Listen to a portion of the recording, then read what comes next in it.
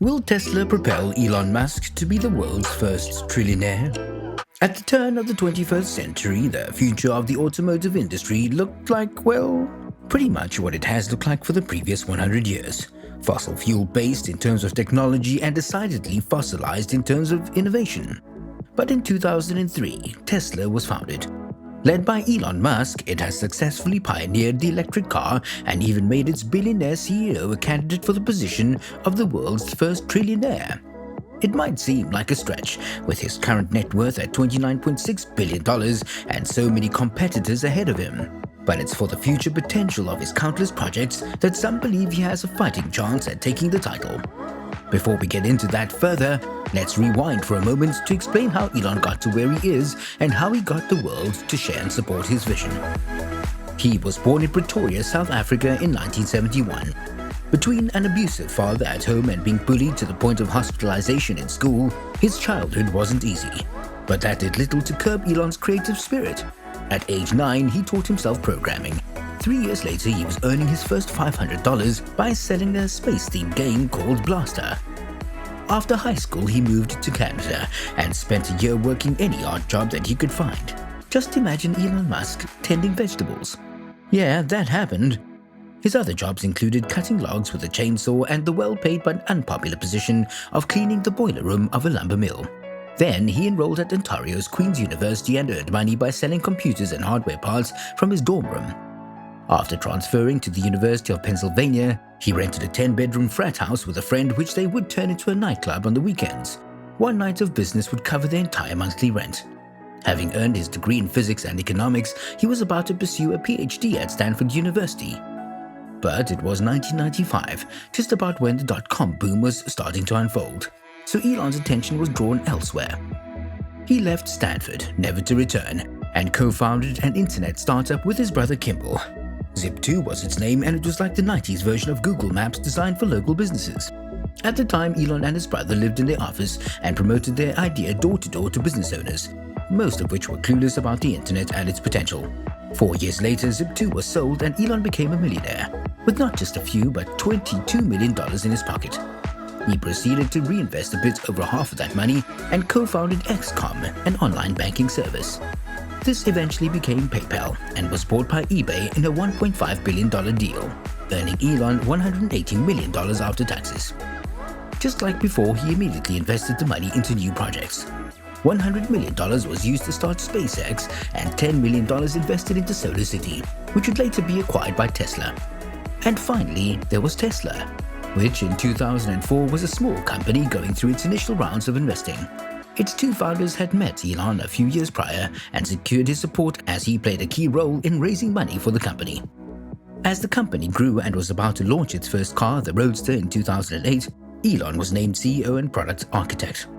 Fast forward to present time, with Tesla having grown steadily over the years despite plenty of setbacks and a couple of scandals along the way. Its trajectory has been a little bit like the CEO himself, at times dependable, at other times a bit volatile and eccentric. While there are many different opinions about its future, it's undoubtable that it has great potential for further growth. It has established itself as a leader in the electric vehicle sphere, an industry that's bound to grow. The only question is how fast. Tesla simply has many things going for it. It has unique status of one of the pioneers of its field. Its designs are innovative and instantly recognizable, and the vision of a sustainable and exciting future that Elon brings to the table is something that many people connect with. As a result, it's been able to create a very strong brand image and a very loyal fan base. And its focus is not just on electric vehicles either. Remember how we mentioned that Tesla acquired SolarCity? Since that acquisition in 2016, Tesla has also been producing and installing solar panels, but in a much more presentable way than its competitors. Their solar panels are seamlessly integrated into the roof, nearly invisible, while equally effective. These panels are then able to power rechargeable batteries for home energy storage, also produced by Tesla, and provide power for the entire home and/or your electric car. And they keep coming up with new ideas. Recently, Elon talked about developing a heating, ventilation, and air conditioning system that could fit into the system perfectly. And so we have yet another industry with great growth potential that Tesla has set foot into.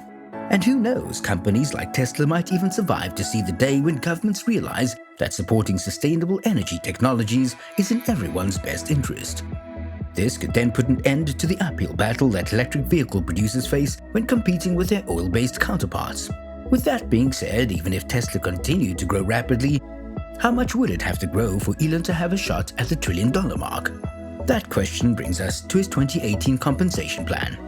When the details of the new payment plan got out to the media, it caused a bit of a stir. It was called the largest executive compensation deal in history and thought to be able to make him the richest man on the planet, but not without reaching a couple of insane milestones first. Under the plan, Elon would have to raise Tesla's value to $100 billion first, with each milestone being $50 billion higher, all the way up to $650 billion. This would mean increasing the company's value 11-fold, making Tesla into one of the 5 biggest US companies, and all of this by 2028. Even though Tesla recently did reach over $100 billion before dropping slightly below it, the plan can still be considered ridiculously ambitious. But even if it were realized and Tesla reached the $650 billion mark, with Elon's stake then amounting to 28.3% in best-case scenario, his net worth would only reach $184 billion. This could still easily make him the richest man in the world, but far below $1 trillion in net worth. So the only way that it would be even possible for Elon to reach that number would be not only for Tesla, but all of his other ventures to do extremely well. Since he does have plenty of them, there's a theoretical chance there, and given the nature of the majority of his projects, there's no telling how big of an impact they could have if executed successfully. For example, there's SpaceX, Elon's boldest and besides Tesla most well-known project. Everybody knows that they're working on having a Mars landing by 2024, but there are many other tasks that the company handles. They do satellite launches for both companies and the government and offer transportation services to astronaut crews. Their goal of creating reusable rockets could open the door for affordable space travel. On top of that, their new project Starlink is supposed to provide cheap high-speed internet to the entire world by placing satellites all around the globe. Now, what hasn't been mentioned yet is that SpaceX is still a private company. Just Starlink could raise the company's value significantly in the future, but if it also goes public like Elon suggested it could if they pull off a Mars landing, who knows how valuable SpaceX might become. Not to even mention the implications of colonizing Mars successfully. Then there's Neuralink, a neurotechnology company aimed at connecting humans and computers with ultra-high bandwidth brain-machine interfaces. Look, I know what you're thinking, this is some sneaky sci-fi business and I'm not ready to become a cyborg. But in Elon's words, you already are a cyborg. All of us are. Our devices enhance our capacities constantly. It's just that the bandwidth is low, mediated through our fingers or in the case of smartphones, thumbs.